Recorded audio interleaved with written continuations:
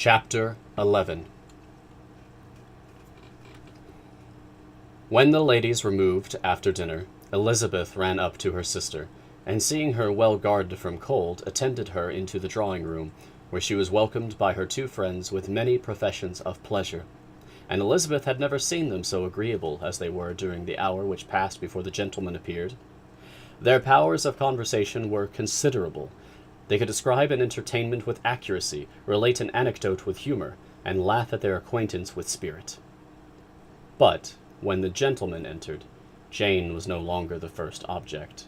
Miss Bingley's eyes were instantly turned toward Darcy, and she had something to say to him before he had advanced many steps. He addressed himself to Miss Bennet with a polite congratulation. Mr. Hurst also made her a slight bow, and said he was very glad. But diffuseness and warmth remained for Bingley's salutation. He was full of joy and attention. The first half-hour was spent in piling up the fire, lest she should suffer from the change of room, and she removed at his desire to the other side of the fireplace, that she might be further from the door. He then sat down by her, and talked scarcely to anyone else. Elizabeth, at work in the opposite corner, saw it all with great delight. When tea was over, Mr. Hurst reminded his sister-in-law of the card-table, but in vain. She had obtained private intelligence that Mr. Darcy did not wish for cards, and Mr. Hurst soon found even his open petition rejected. She assured him that no one intended to play, and the silence of the whole party on the subject seemed to justify her. Mr. Hurst had therefore nothing to do, but to stretch himself on one of the sofas and go to sleep. Darcy took up a book. Miss Bingley did the same, and Mrs. Hurst, principally occupied in playing with her bracelets and rings, joined now and then in her brother's conversation with Miss Bennet.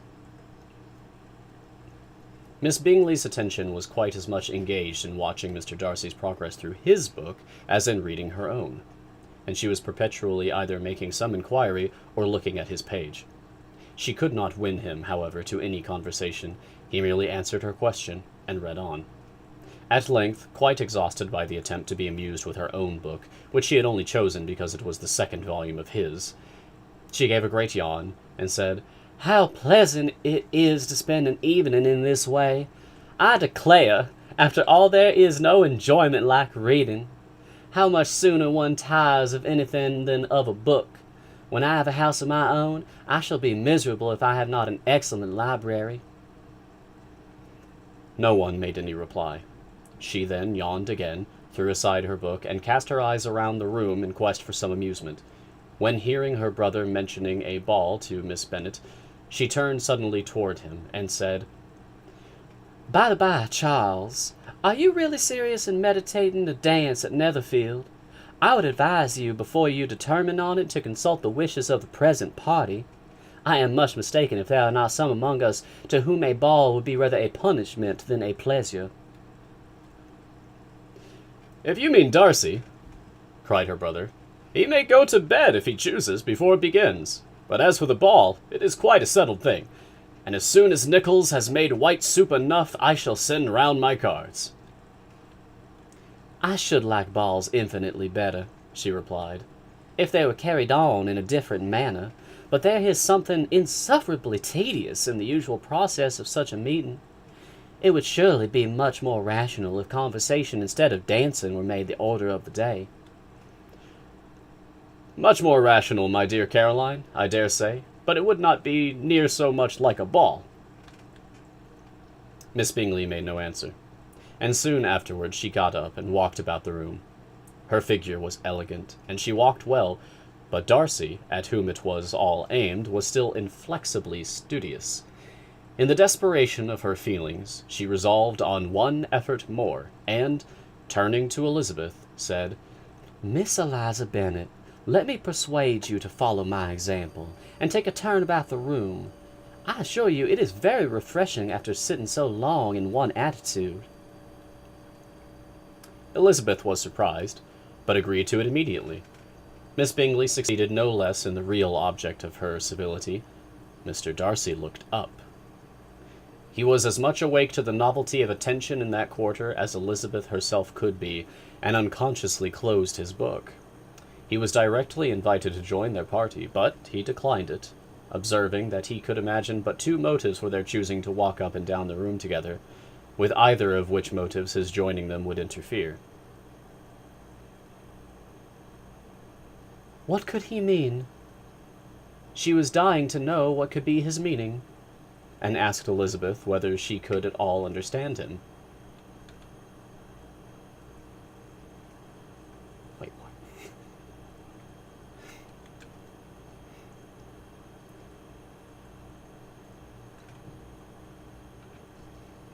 Not at all, Was her answer.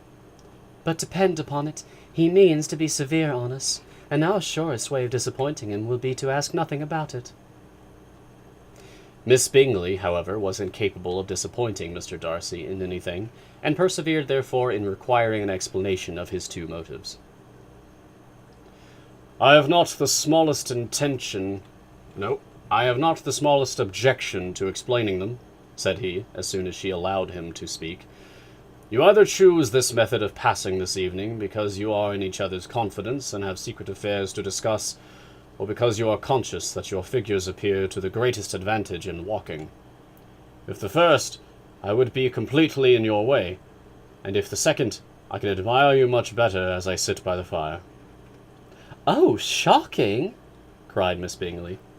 I never heard anything so abominable. How shall we punish him for such a speech?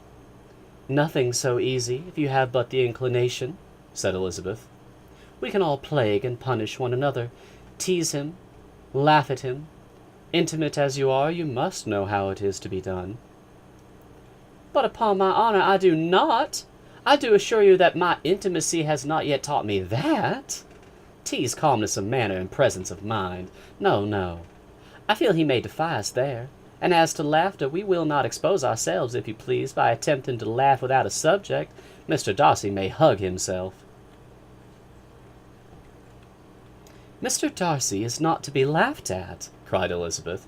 That is an uncommon advantage, and uncommon I hope it will continue, for it would be a great loss to me to have many such acquaintances. I dearly love a laugh. Miss Bingley, said he, has given me more credit than can be. The wisest and the best of men, nay, the wisest and best of their actions, may be rendered ridiculous by a person whose first object in life is a joke. Certainly, replied Elizabeth, there are such people, but I hope I am not one of them. I hope I never ridicule what is wise and good. Follies and nonsense, whims and inconsistencies do divert me, I own, and I laugh at them whenever I can. But these, I suppose, are precisely what you are without. Perhaps that is not possible for anyone, but it has been the study of my life to avoid those weaknesses which often expose a strong understanding to ridicule. Such as vanity and pride. Yes, vanity is a weakness indeed, but pride, where there is a real superiority of mind, pride will be always under good regulation. Elizabeth turned away to hide a smile.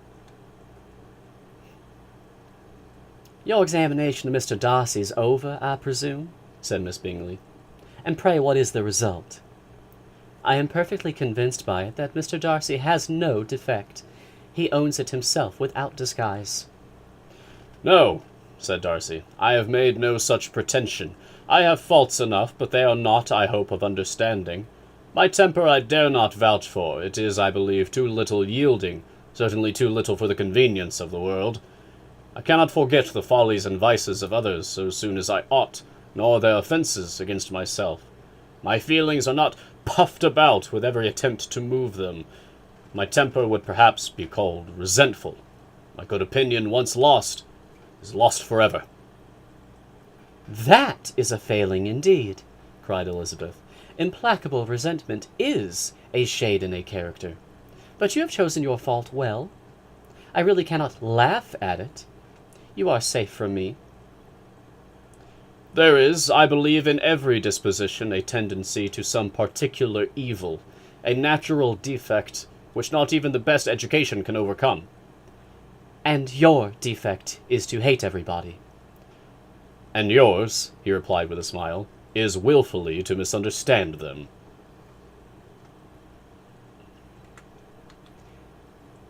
"Do let us have a little music," cried Miss Bingley, tired of a conversation in which she had no share.